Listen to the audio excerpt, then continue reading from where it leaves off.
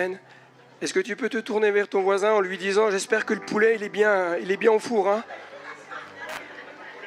Si on peut, s'il te plaît, Wilson, régler l'arsène parce que ça l'arsène trop souvent. Merci beaucoup. Merci Lovely, merci à toute l'équipe. Waouh, ce matin, là, c'était beaucoup de choses pas prévues. Hein. Waouh.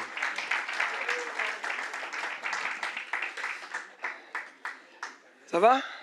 Vous allez bien? Alors je vous prie tout d'abord de bien vouloir m'excuser si vous entendez que ma voix, elle est ce qu'elle est. Hein. Elle est déjà déraillée en temps normal, mais là elle est encore plus déraillée que d'habitude. J'ai croisé Patrick Bruel il n'y a pas très longtemps. On a chanté ensemble, cassé la voix. Ok, tu peux me mettre le diaporama s'il te plaît. On va sans plus tarder démarrer, en tout cas ce temps de ce que j'ai eu à cœur il y a plusieurs semaines déjà. Et le thème, c'est « Vivez la joie du ciel dès aujourd'hui ». Nous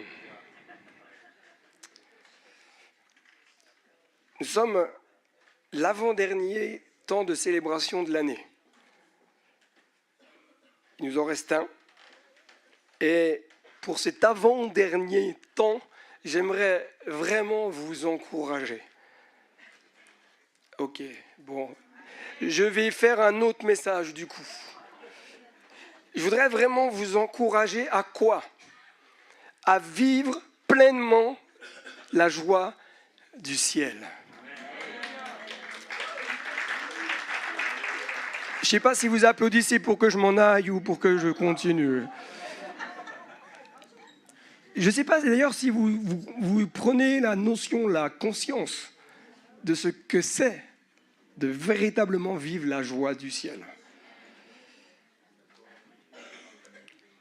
L'apôtre Paul va écrire à l'église de Philippe. J'essaie de remettre en route le truc. Non, ça veut dire que si, voilà, faut remasculer là-bas s'il vous plaît.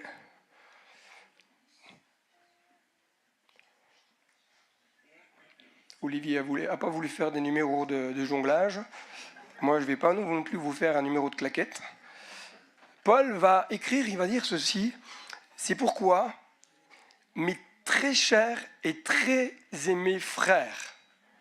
Vous aimeriez qu'on vous dise des choses comme ça, les frangins? Non? Non, ok, bon, faut... Les sœurs, vous aimeriez qu'on vous dise mes très aimées sœurs, mes très chères sœurs?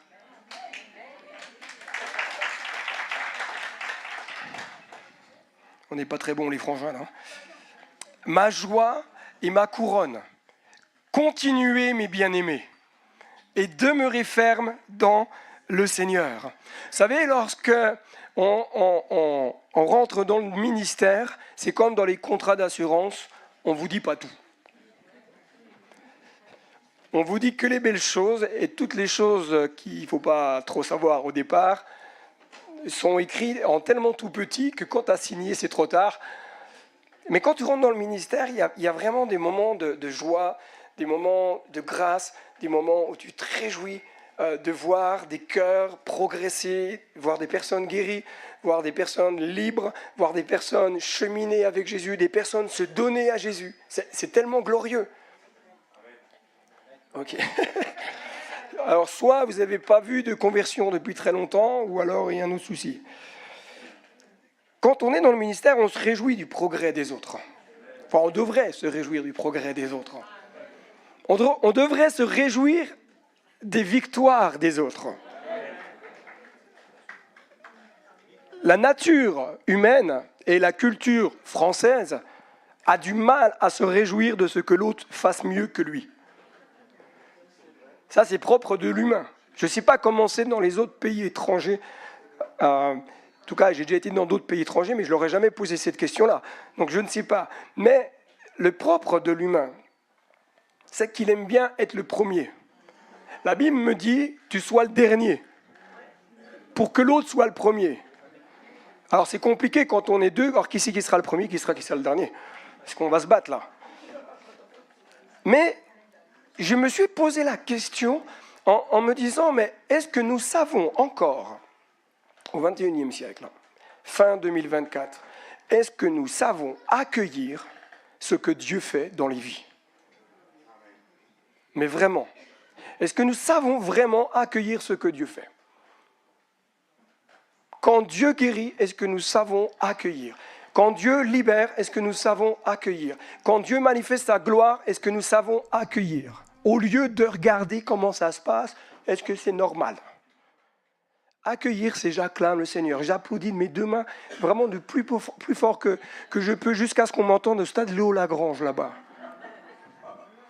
Ce matin, la gloire de Dieu était là. Est-ce qu'on accueille la gloire de Dieu?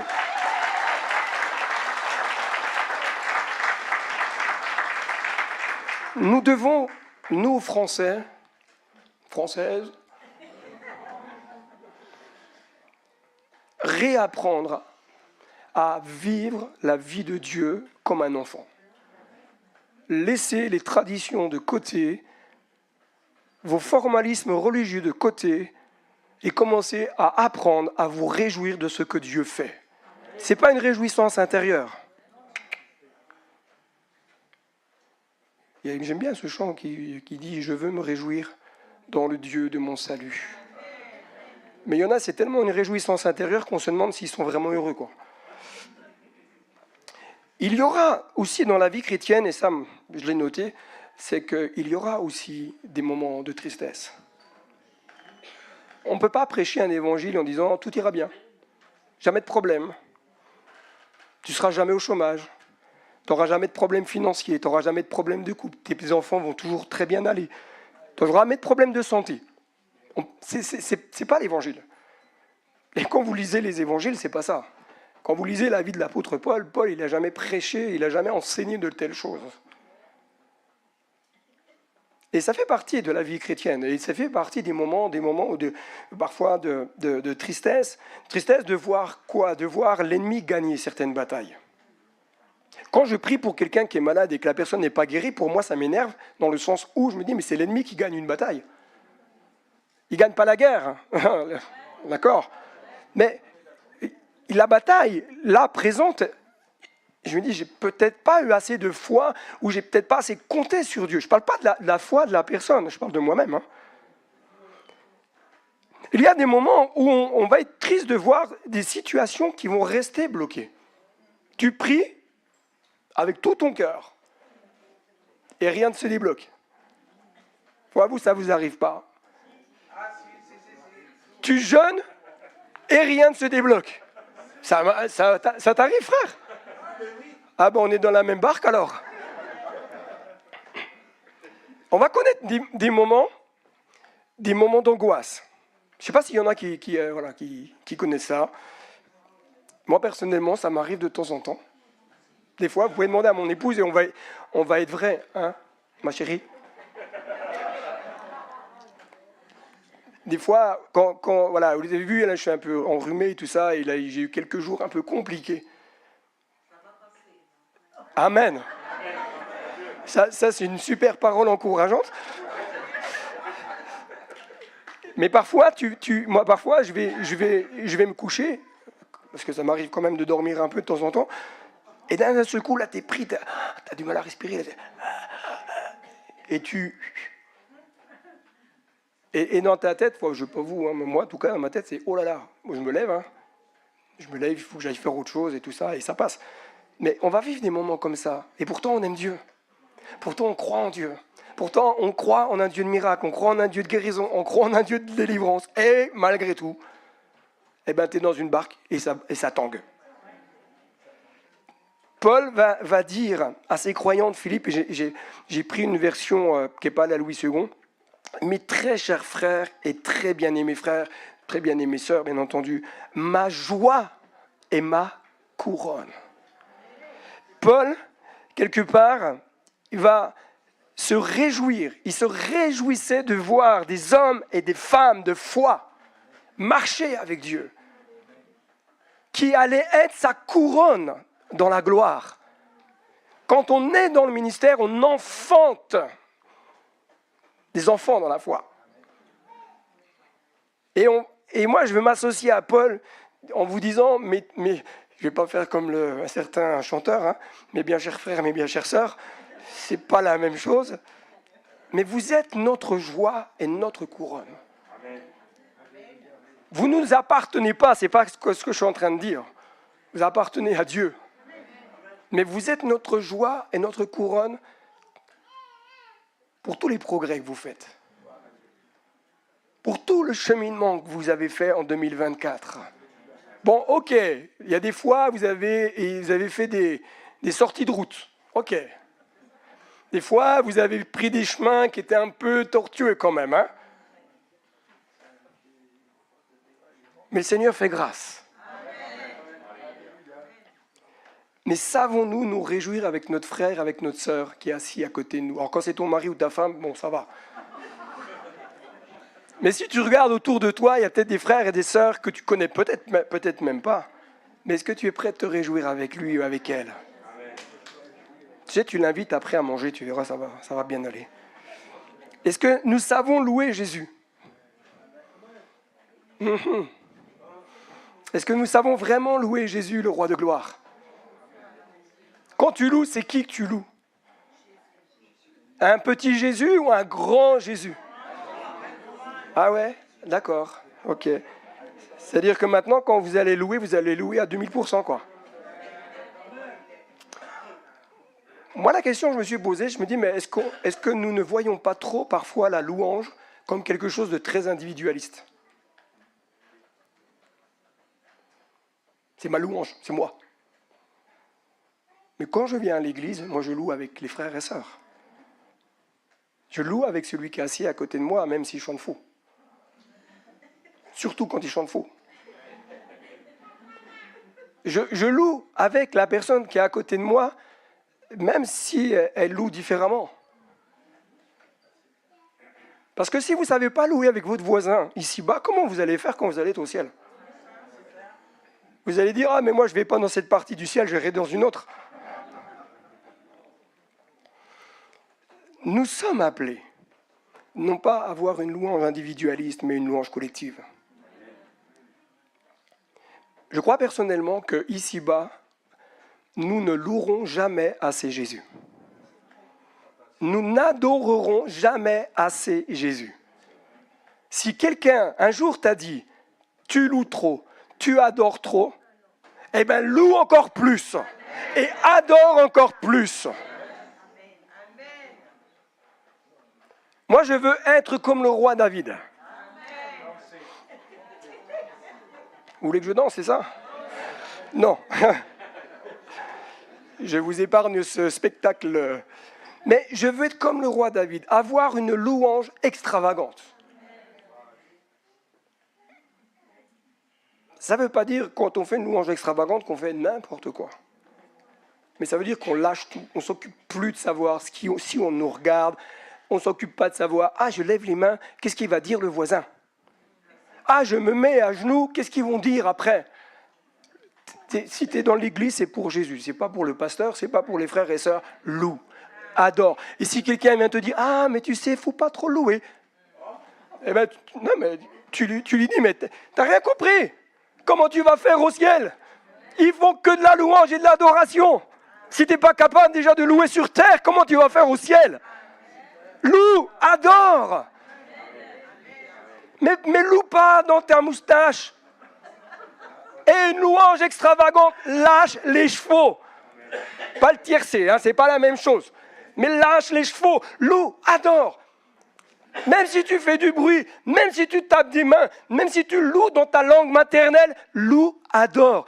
Quand nous étions à Épernay, nous avions... Oh, j'ai profité un boire un coup. Tiens. Quand nous étions à Épernay, Marco, si tu nous regardes, je te bénis. C'est le frère qui s'appelle comme ça, Marco Rodriguez. C'est un frère qui vient du Brésil. Et il me disait souvent, il avait un peu de mal avec la langue française. Souvent, il me disait, mon frère. Il me dit, il y a trop de blablacar. Mais ce que j'aimais chez ce frère, c'est que quand il arrivait au temps de célébration, avant que la réunion commence, il se mettait au fond, il se mettait à genoux, près d'une chaise et il priait. Il se moquait de savoir si les gens allaient regarder ou pas. Et je lui ai jamais dit, mais frère, attends, c'est pas l'heure. Adore. T'adoreras jamais assez Jésus. Tu te mettras jamais assez à genoux pour Jésus. Paul exhorte les croyants à demeurer fermes. Demeurer fermes dans le Seigneur. Dans le grec, stéko, je vous épargne le mot grec en côté, je vous l'ai mis, c'est juste pour que vous voyez à quoi ça ressemble. Sois debout. Mon frère, ma soeur, 2024, il y a peut-être des moments où tu n'as pas été debout. Il y a peut-être des moments où tu n'as peut-être pas persévéré. Il y a peut-être des moments où moi-même, je n'ai pas persévéré alors que j'aurais dû persévérer. Et j'ai demandé pardon à Jésus. Mais Paul nous rappelle, dit, demeure ferme. Reste debout. Ne te laisse pas ébranler. Tu peux prendre une droite, une gauche, mais reste debout. Il y en a qui aiment le MMA, là, l'UFC. Pas UFC que choisir, MMA. C'est pas l'assurance non plus. Mais vas-y, tu as le droit de lever la main. Oh. Moi, j'aime bien regarder. Ah, toi aussi? Ah, ok, on va faire un club, là. Moi, j'aime bien regarder. Vous savez ce que j'aime bien entendre? C'est quand il y a un KO. J'ai dit, oh, vas-y, clac. Ah, et des fois, ils se mettent des... Mais quelle combativité. Moi, de toute façon, le gars, je rentre dans la cage, il ne m'attrape pas. Je cours trop vite. Et je saute de la cage. Mais quelle combativité ils ont. Même s'ils se font bien malmenés, ils restent debout.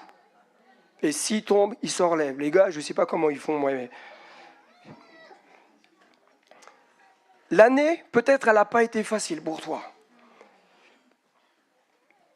Tu as connu des hauts et des bas, des moments de tempête, des moments de questionnement, des moments d'inquiétude, des moments de crainte, de peur. Il y en a qui ça concerne? Ok, tous ceux qui n'ont pas levé la main, on va vous appeler à la repentance. Parce que je pense que tout le monde aurait dû lever la main, mais bon. Je voudrais te dire quelque chose, mon frère, ma sœur. Jésus a toujours été là. Peut-être tu t'es posé la question si Jésus était là. Alors, si tu t'es posé la question, j'aimerais t'inviter à faire un exercice. Pas là tout de suite, mais quand tu vas rentrer à la maison. Tu vas prendre un temps avec Jésus. Tu mets, tu sais, de la louange instrumentale, soaking, là, quelque chose d'un peu calme, tranquille. Puis tu poses la question à Jésus. Tu dis, Jésus, tu étais où quand je suis passé par telle situation? Où est-ce que tu étais quand je suis passé par telle épreuve? Et ensuite, tu laisses le Saint-Esprit te montrer où était Jésus à ce moment-là. Jésus a toujours été là. Parce qu'il l'a dit dans sa parole, qu'il serait avec nous tous les jours, jusqu'à la fin du monde. Même s'il nous semble parfois absent, Jésus est là. Jésus n'est pas là que quand tout va bien. Jésus est là aussi quand tout va pas bien. Jésus n'est pas là que quand il nous fait du bien, dans le sens où on ressent sa présence. Parfois, il est là, même si on ne le ressent pas. Il est là. Mais tenez ferme, ne lâchez rien. Il y avait pendant quelques années, c'était un peu une phrase que j'utilisais souvent, on lâche rien. Il y avait un frère à Dell, il n'avait pas le permis, puis à un moment donné, il a commencé à essayer de passer le permis, c'était difficile pour lui. Je dis, il s'appelait Charles, enfin il s'appelle Charles, il s'appelle Charles, pas Charles Ingalls, c'est Charles. Je dis, Charles, on lâche rien. On prie. On continue. On passait une semaine, on revenait à la réunion de prière. Il demandait est-ce qu'on prie pour le permis. Je dis, Charles, on lâche rien. On prie.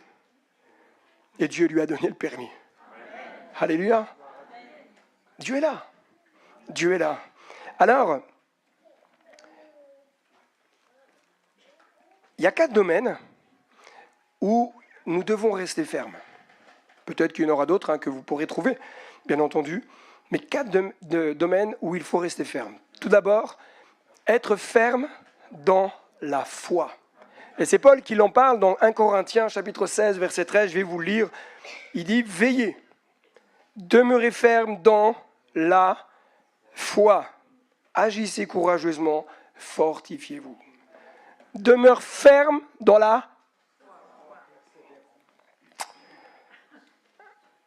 Dis à ton voisin, nous sommes appelés à être des personnes matures spirituellement. Bon, ça fait une grande phrase. Hein. Dis à ton voisin, tu es appelé à être mature spirituellement. Vous savez, le drame dans les églises, de manière générale, c'est qu'il y a une grande immaturité au milieu du monde chrétien. À force de donner du petit lait, eh ben, les gens sont plus matures. À force de tout mâcher, eh ben, les gens, ils n'ont plus de dents. Hein. Si on donne que de la bouillie à un enfant, il y a un problème. Et nous ne sommes pas appelés à manger que de la bouillie, que du lait, appelés à manger de la consistance, des choses qui nous amènent en maturité. Parce que quand tu rentres en maturité, tu rentres dans ce que Dieu a prévu pour toi. Et quand tu rentres dans ce que Dieu a prévu pour toi, la gloire de Dieu se manifeste à travers toi. Et si la gloire ne se manifeste pas à travers toi, c'est peut-être que tu n'es pas encore mature. Là, vous êtes contents. Nous sommes appelés à être donc des personnes matures, non des hommes et des femmes ballottés de droite et de gauche. C'est pas normal que tu sois ébranlé au moindre vent de doctrine qui court par-ci. Ah là là, ça y est. Tu dois être mature, capable de questionner Dieu, dire Saint-Esprit, là, je ne comprends pas, mais moi je te questionne toi parce que toi tu sais mieux que quiconque. Et tu m'éclaires. Nous sommes appelés à être des personnes... Pourquoi ça, Larsen Je ne sais pas si je peux dire, du coup... Si je peux, ouais. Ouais. Bon, de toute façon, je vais aller le lire quand même. Mais... C'est juste un petit peu une politesse. Nous sommes appelés à être des personnes au caractère transformé par la puissance du Saint-Esprit. Attendez. Dites pas Amen trop vite, s'il vous plaît. Nous sommes... Oh là, j'ai plus de son, là. Oui, mais vous en face. Mais moi, là, si je ne m'entends pas devant, je vais crier. Merci. Nous sommes appelés à être des personnes au caractère transformé par la puissance du Saint-Esprit. What is the question number one? As-tu un caractère transformé par la puissance du Saint-Esprit? Moi, je suis en chantier. Vous, je ne sais pas. Moi, je suis en chantier. Le caractère se transforme journellement. On ne peut pas dire qu'on a le caractère transformé, ça y est, on va dans la gloire, on est les hommes parfaits, etc. Non, on est transformé de gloire en gloire. Mais, écoutez bien ceci, si ton caractère n'est pas transformé, les actions de Dieu ne peuvent pas aboutir dans ta vie. Parce que ton caractère va mettre un frein à l'action de l'esprit. Si. Je refuse ces paroles.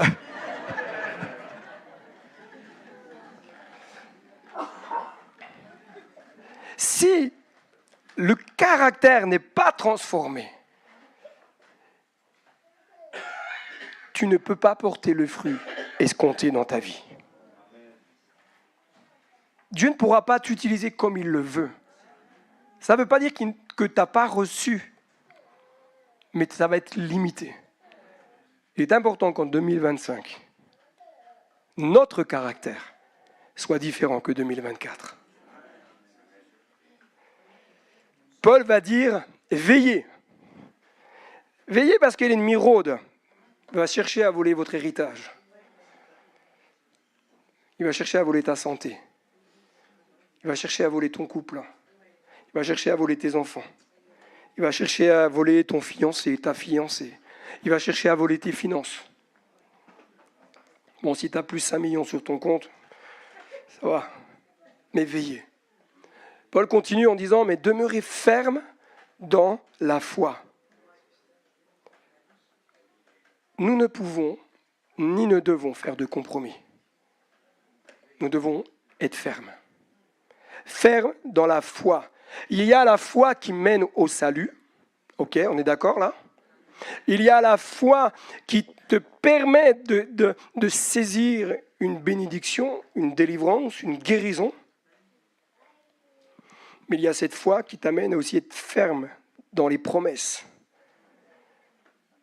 Parce que le diable rôde, il va chercher à te ravir et t'amener sur un terrain d'incrédulité. Parce qu'il sait que si tu es dans l'incrédulité, tu ne pourras pas saisir ce que Dieu a prévu. Remarquez que quand on parle de guérison, quand on parle de délivrance, presque systématiquement dans notre esprit, dans notre tête, ah non mais de toute façon, c'est pas possible. Ou alors c'est pour les autres. Ou alors c'est pour demain. Ou alors t'es pas assez parfait. T'as trop péché. T'es pas baptisé d'eau. T'as pas le droit à la guérison. J'ai entendu un témoignage cette nuit. Oui, ça arrive des fois que je dors pas. Un pasteur allemand. Pasteur allemand qui pensait. Pasteur allemand qui c'est pas parce qu'il est allemand qu'il est pas bien. Mais dans sa théologie, il pensait que pour être guéri, il fallait être converti. Vous imaginez les mensonges parfois auxquels on peut croire? Et gloire à Dieu. Le Saint-Esprit est venu éclairer. Maintenant, il croit que Dieu guérit même les personnes qui ne sont pas encore nées de nouveau. Il est important, frères et sœurs, que nous puissions demeurer fermes. Ne vous laissez pas gagner par le doute. Ne vous laissez pas gagner par des paroles contraires. Même les paroles contraires, des fois, ce n'est pas forcément les démons. Hein. Les paroles contraires, parfois, ce sont des personnes qui sont autour de vous dans la même église. Ça arrive parfois. Mais intérieurement, on dit non. Je rejette, je refuse, j'annule. C'est pas je bloque ces paroles. C'est pas comme la même émission. Hein. Là, c'est j'annule les paroles. Parce que si tu n'annules pas les paroles que tu entends, les paroles qui ont été prononcées auront un impact dans ton âme, et dans ton corps, et dans ton être spirituel. Rappelez-vous ce que dit le livre des Proverbes. Vous avez pouvoir de vie ou de mort par la même bouche, par les mêmes paroles que vous allez prononcer. Agissez courageusement. Il y en a qui ont... Qui est-ce qui a du courage?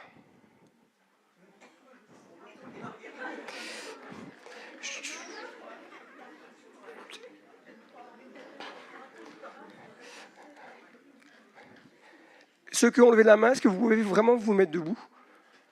Ceux qui ont du courage. Le courage de se mettre debout.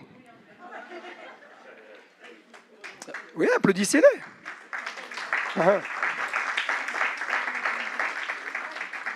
Ok, vous pouvez vous rasseoir. Maintenant, je vais demander aux autres de se lever. Tous ceux qui ne se sont pas levés, levez-vous. Allez-y. Ah, c'est un petit peu des temps d'activation ce matin. Est-ce que vous avez le courage de démasquer les manigances de l'ennemi? Ah! Faut avoir du courage. Dans le monde chrétien, il faut avoir du courage pour dénoncer les manigances de l'ennemi. Il faut avoir du courage pour dire c'est pas bien mon frère de critiquer. C'est pas bien mon frère de jalouser. Vous avez vu, je dis pas ma sœur, hein. C'est que les frangins qui ont des problèmes là. Regarde bien ceci, vous pouvez vous rasseoir. Hein. Il faut avoir du courage pour débusquer les manigances de l'ennemi. Il faut avoir du courage pour ne pas laisser l'ennemi nous maintenir dans la crainte de l'homme et la peur. Il faut avoir du courage pour prendre autorité et briser les œuvres de l'ennemi. Parce que c'est facile de dire « Ah, mais c'est au pasteur ça qu'il faut faire ». Moi, je le fais personnellement. Je le fais personnellement, pour moi-même, pour mon épouse, pour mes enfants, pour ma famille, pour l'église. Mais c'est ton rôle aussi. De dire maintenant ça suffit. 2024, on n'y reviendra pas de toute façon. On ne pourra pas revenir en arrière. Hein. Ce n'est pas parce qu'on a vu, pas Murphy, je ne sais plus comment il s'appelle, la pièce de théâtre la semaine dernière avec l'acteur, qui était très bien joué par notre frère. Il y avait une ressemblance assez extraordinaire d'ailleurs. On ne peut pas revenir en arrière. Par contre, je peux décider demain de dire maintenant c'est fini. Maintenant c'est fini. Moi je refuse que dans mon église, j'entende des choses contraires. Et il faut avoir du courage pour aller dire à une personne, attends, t'es sûr de ce que tu dis là? Est-ce que c'est bien de Dieu? Est-ce que c'est bien la pensée de Dieu de dire telle chose? Est-ce que c'est bien la pensée de Dieu d'agir de telle manière? Il faut du courage. Pourquoi? Parce que si on manque de courage, l'ennemi prend sa place. Et l'œuvre de Dieu est arrêtée. Fortifiez-vous. Pour m'encourager les croyants à augmenter en force. Si vous n'avez pas d'abonnement en salle de sport, c'est le moment d'y aller. J'aimerais te dire ceci, mon frère, ma soeur, écoute bien. C'est dans la présence de Jésus que tu seras plus fort. Ce n'est pas en appliquant des lois, des règles, des trucs, des machins, des bidules que tu seras plus fort. Le légalisme a toujours affaibli les croyants et ne les a jamais rendus forts. Par contre, un croyant qui prend du temps de se tenir devant Dieu, de chercher la face de Dieu, c'est un croyant qui devient fort. Et un croyant qui devient fort, c'est un croyant qui dérange. On ne reviendra pas en 2024. Mais par contre, tu peux prendre la décision de dire maintenant, je vais décider de commencer à chercher Dieu, à mettre des temps à part et véritablement de commencer à m'incliner devant Dieu et dire Seigneur, maintenant c'est toi que je cherche. Et prends le temps. Prends le temps. Il y a un chant qui dit prends le temps de rester devant Dieu. Prends le temps. Josué restait dans la présence de l'Éternel même quand Moïse sortait. Mais surtout ne me parlez pas de légalisme. Parce que c'est la grâce. Si je suis fort, c'est par grâce. Si je tiens, c'est par grâce. Si j'avance, c'est par grâce. Si je fais des progrès, c'est par grâce. Si je porte du fruit, c'est la grâce. Si j'exerce les dons spirituels, c'est la grâce. Et pas aucun mérite de dire « Ah, c'est parce que je fais ». Non. Même me tenir devant Dieu, c'est une grâce. Parce que je ne le mérite pas, mais Dieu m'a permis de me donner Jésus pour que je puisse entrer dans le lieu très saint et me tenir devant le roi de gloire. Par son esprit, le Père veut nous rendre plus forts que ce que nous étions au début de l'année. Amen. Heureusement que tu es là, mon frère, parce qu'autrement, je me sentais tout seul là. Être ferme dans le combat spirituel. C'est un autre point. C'est pourquoi prenez toutes les armes de Dieu afin de pouvoir quoi? Résister. Parfois, on a du mal à résister. Pourquoi? Parce qu'on ne prend pas les armes. Moi, je dis souvent, c'est comme si on allait sur un champ de bataille en tongs et en short. Si j'ai rien contre les tongs et shorts. Mais je ne pense pas, mon frère, quand on va en OPEC, qu'on aille avec un tong et des shorts sur le champ de bataille. Je ne pense pas. Ça serait beau à voir. Mais restez, pour résister dans le jour mauvais et tenir ferme après avoir tout surmonté. Tenez donc ferme, dira Paul. Ayez autour de votre taille la première des choses, la vérité. La vérité.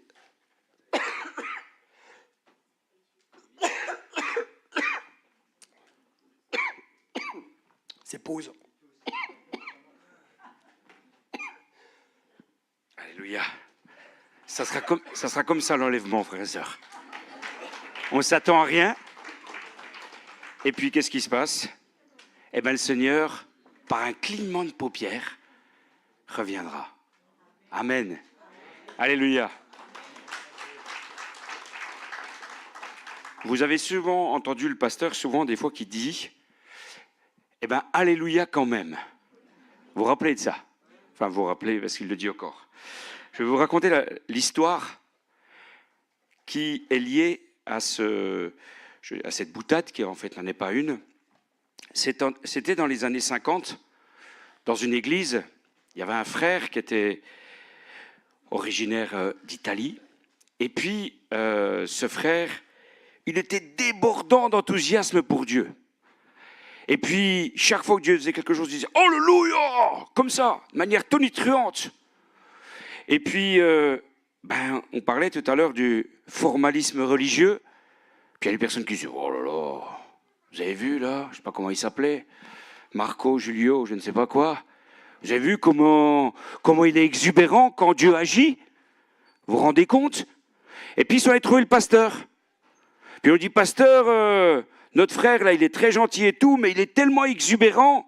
Et puis, comme Dieu agit tout le temps, il est tout le temps en train de dire, Alléluia!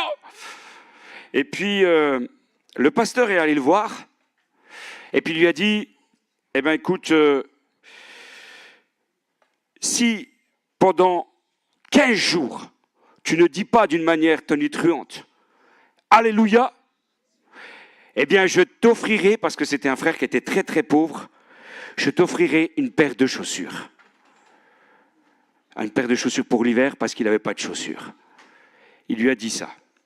Et puis alors, il lui dit, est-ce que tu es d'accord? Puis il dit, ben oui. Ça lui faisait de la peine, mais il disait, je vais le faire. Et puis, une semaine arrivait, et puis il voyait la gloire de Dieu, ce frère. Puis à chaque fois, il était là, il se retenait, il a envie de crier Alléluia. Et puis il était là, wow, j'ai réussi à me retenir. Pendant une semaine, il faisait comme ça. Et puis 2 semaines, ça devenait de plus en plus dur, comme une envie de chocolat à Nouvel An. Et puis, ce frère, il résistait encore.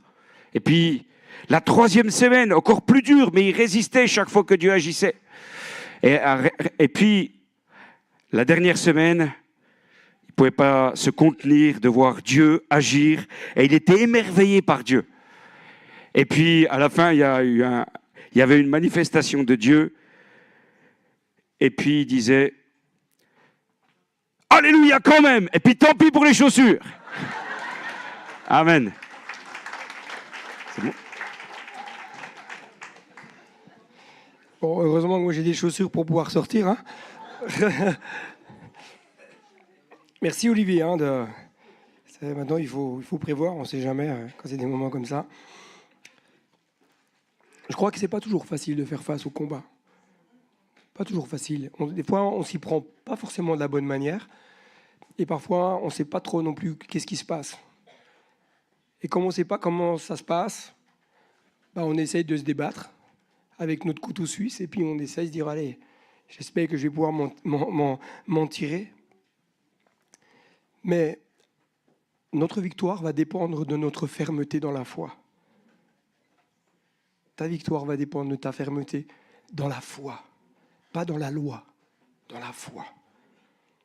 Dans le mot fermeté, il y a une notion qui est à souligner, c'est la notion de prix à payer. Le salut est gratuit. Les bénédictions sont gratuites. Les dons de l'esprit sont gratuits. Le réveil a un prix. Il y a moins d'amen là. Je m'en doutais.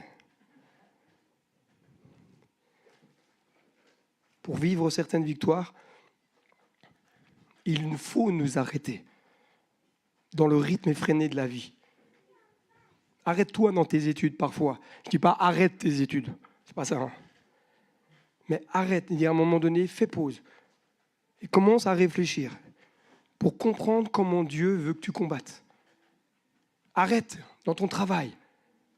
Arrête dans tes activités extra. Fais pause.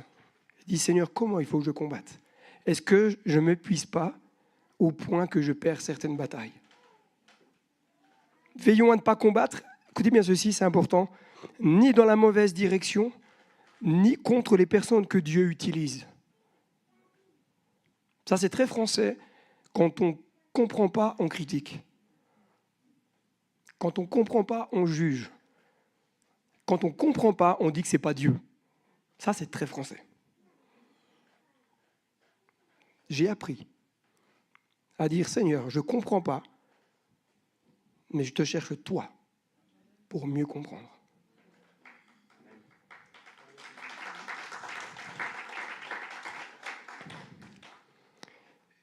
Il nous faut tenir debout. Vous êtes d'accord? Si vous êtes allongé, vous êtes déjà cuit. Hein.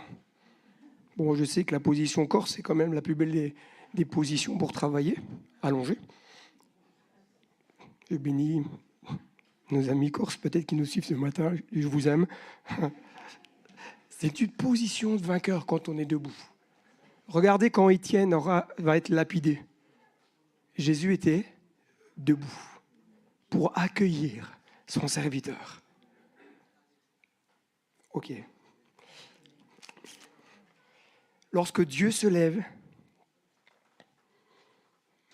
l'ennemi fuit. Dieu se lève devant des héros, des hommes et des femmes qui sont prêts à payer le prix pour vivre le réveil.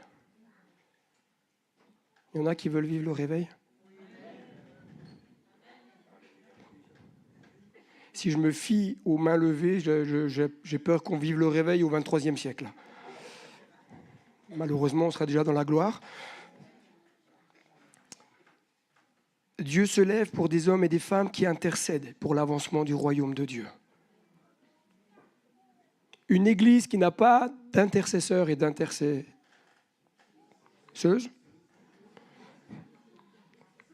c'est une église qui ne progresse pas. Et je bénis Dieu pour les intercesseurs et les intercesseuses. Ceux qui sont dans l'ombre, ceux qui ne font pas de bruit, mais qui sont là et qui intercèdent. Le prix, c'est la mise à part. Le prix, c'est le lieu secret. Le prix, c'est tu laisses certaines choses pour dire maintenant je vais prendre du temps. Oui, j'avais poney aquatique, et je laisse mon poney, je laisse les aquatiques et je vais chercher Dieu. Le prix, c'est j'avais prévu de manger raclette, mais tant pis, je vais jeûner. Je vais chercher Dieu. Bon, tu peux jeûner demain, si tu as prévu raclette à midi. Le prix, c'est quoi? C'est la chambre haute. Le prix, c'est faire face à l'opposition spirituelle. Le prix, c'est faire face à tous ceux qui vous disent « mais ça, c'est pas Dieu ». Le prix, c'est faire face à tous ceux qui vous critiquent, à tous ceux qui disent « ouais, mais attends, t'en fais trop, t'en fais ceci, t'en fais cela ». Le prix, c'est aller contre l'état d'esprit du monde. Le prix, c'est aller à contre-courant de l'état d'esprit du monde. Le prix, c'est renoncer à tout ce qui nous éloigne de Dieu. Le prix, c'est se tenir là dans l'intimité. Il nous faut être dans l'équilibre de la parole. Oui, il y a l'intimité, mais il y a... Je disais mardi, on a eu un très très bon message apporté par Adrien,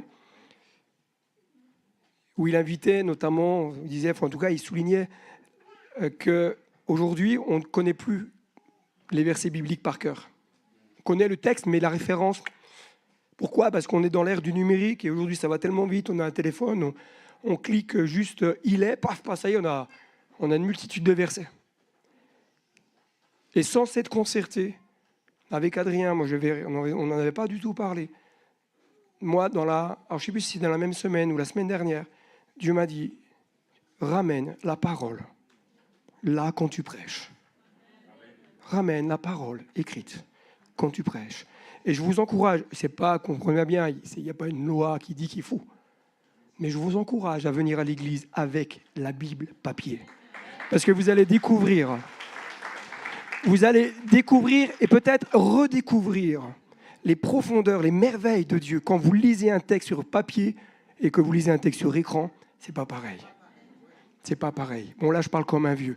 Mais revenez avec la parole.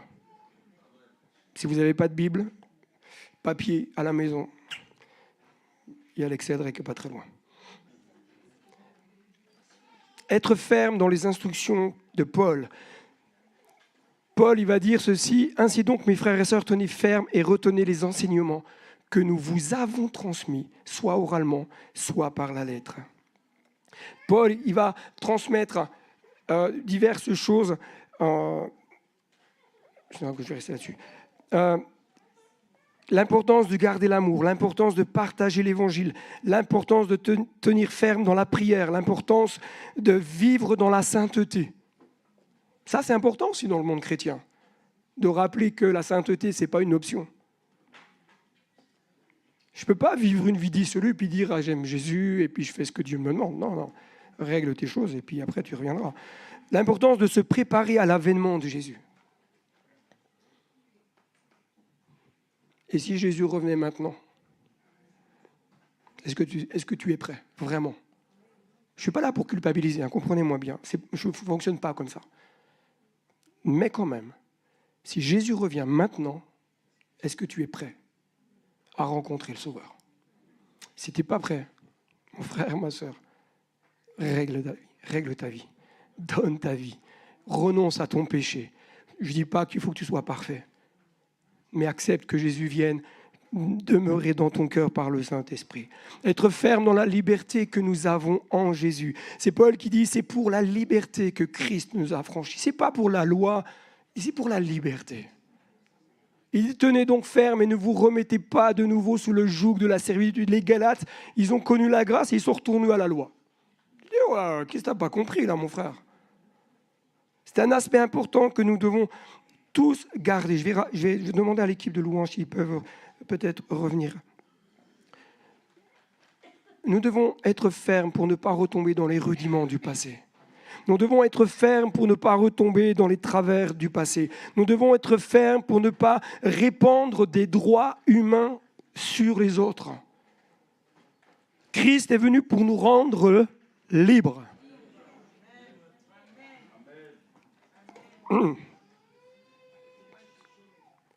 C'est pourquoi tenez bon.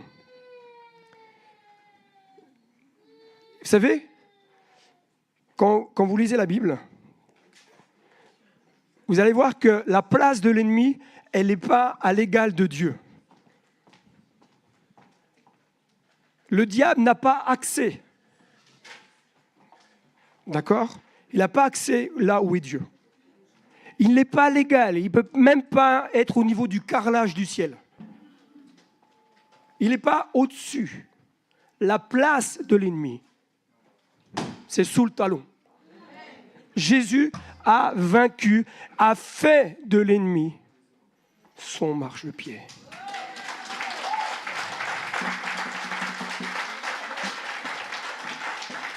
Ton ennemi est déjà vaincu en réalité.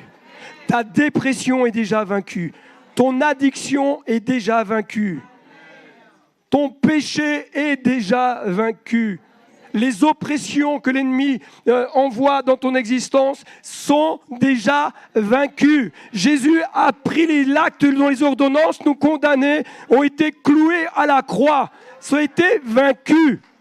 Tu peux le déclarer ce matin. Oh, réjouissez-vous sans cesse, va dire Paul. Est-ce qu'on va se réjouir ce matin? Yes! Réjouissez-vous sans cesse dans le Seigneur. Oh, je le dis encore une fois, c'est Paul qui dit, réjouissez-vous. Vous savez quoi, mon frère, tourne-toi vers ton voisin et dis-lui, la joie du Seigneur est indispensable dans ta vie.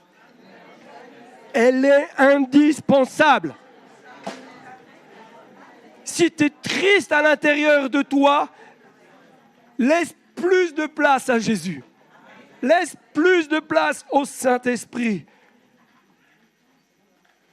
Vous savez que Dieu se réjouit. Dieu rigole même de ses ennemis. Vous imaginez Dieu rigoler? Ça, c'est bizarre. Comment ça, Dieu rigole? Oui. Dieu se rit d'une façon, tu ne peux rien faire. Tu peux absolument rien. Regardez bien.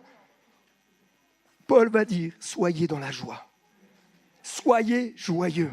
Soyez dans l'allégresse. Des sujets de réjouissance. Regardez bien. Ne soyez point tristes, puisque la joie de l'Éternel est votre force. Ce n'est pas la force de Dieu qui fait que tu es joyeux. C'est la joie de Dieu qui fait que tu es fort. Commence à dire, je suis joyeux.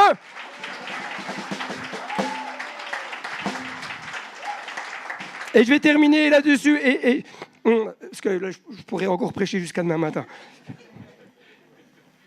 Mais je voudrais qu'on vive, franchement, l'année 2025 avec une église hyper joyeuse. J'ai même pas dit la suite du texte. Quand Marie est venue rencontrer Élisabeth, qu'est-ce qu'a dit Élisabeth? La voix de ta salutation, alors j'ai pris notre traduction, la voix de ta salutation a frappé mon oreille, l'enfant a tressailli d'allégresse. Littéralement, l'enfant a sauté. Yeah! Moi, je pense que quand Marie est venue voir Élisabeth faisait « Yes !» C'est la mère de mon sauveur. Mais nous, on accueille Jésus. Ouais, bon, il faut quand même pas en faire trop, hein. Mais il y a la joie. Moi, je comprends pas. Au ciel, on dit qu'il y a de la joie. Au ciel, on dit qu'il y a des réjouissances. Et sur terre, on pleure. Que la joie du ciel vienne sur terre et nous inonde. Oh! Jésus va dire, Évangile de Luc 10, 21, lisez les textes à la maison. Hein. En ce moment même, c'est pas lui qui a dit ici, en ce moment même, il dit, Jésus tressaillit de joie par le Saint-Esprit. Le Saint-Esprit t'amène à la joie, t'amène à te réjouir, t'amène à sourire. Tourne-toi vers ton voisin, fais-lui le plus beau sourire que tu peux. Tu dis yes, tu lui montres toutes tes dents.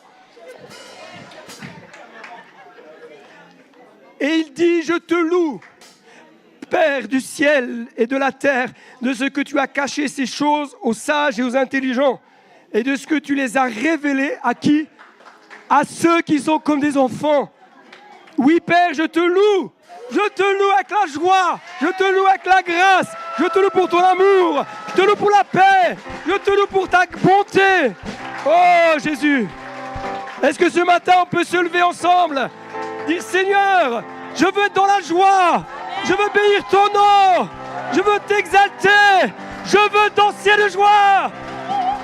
Alléluia. Loue Dieu, adore.